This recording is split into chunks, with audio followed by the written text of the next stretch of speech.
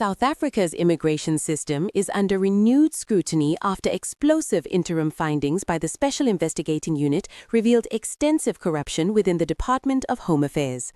Political parties across the spectrum are now calling for urgent arrests, asset seizures, and criminal prosecutions, warning that years of systemic abuse have compromised national security, public trust, and the rule of law. Here's what the SIU found and why the fallout could reshape immigration governance in South Africa. That interim SIU report, released on Monday, paints a troubling picture of corruption spanning more than 2 decades. According to investigators, fraudulent visas, permanent residence permits, and identity documents were allegedly sold to the highest bidder, often with the involvement of senior officials inside Home Affairs. The report indicates that more than 2,000 study visas were allegedly issued fraudulently, at least 20 officials have already been dismissed, criminal syndicates are believed to have operated from within the department, manipulating verification systems and identity processes. Experts say the findings confirm long-standing allegations that South Africa's immigration system has been vulnerable to exploitation due to weak controls, outdated systems, and limited oversight. The economic freedom fighters described the report as damning and called for immediate criminal prosecutions. FFF spokesperson Sinawa Tambo said the findings prove that criminal syndicates had effectively captured the department from within. He highlighted the controversial granting of permanent residence permits to religious figures, including Shepherd Bushiri, who fled South Africa while facing serious criminal charges. According to Tambo, bending immigration systems to protect politically or socially connected individuals goes beyond administrative misconduct and becomes a form of political protection. He warned that corruption at Home Affairs has real consequences, undermining justice, public safety, and national credibility, while ordinary migrants face long delays and degrading conditions. The African National Congress welcomed the interim report, describing it as part of a broader effort to dismantle corruption and organized crime within state institutions.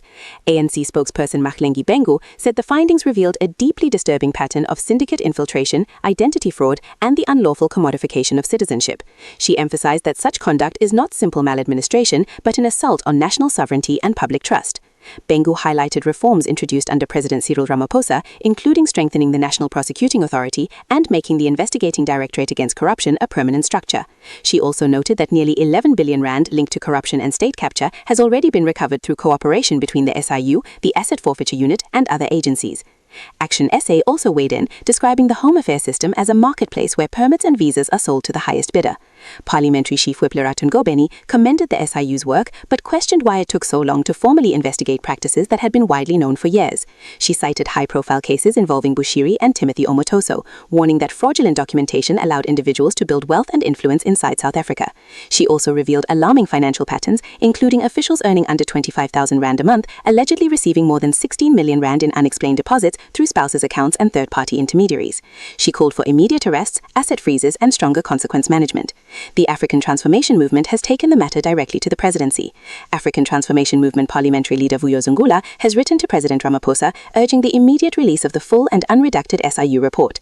Zungula warned that individuals who fraudulently obtain documentation or appointments may currently occupy senior positions in government departments or state-owned entities.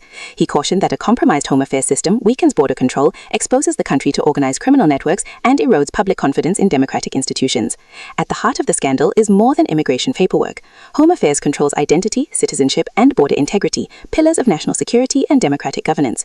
When documentation is sold illegally, it undermines fairness, fuels social tension, and damages trust between citizens and the state.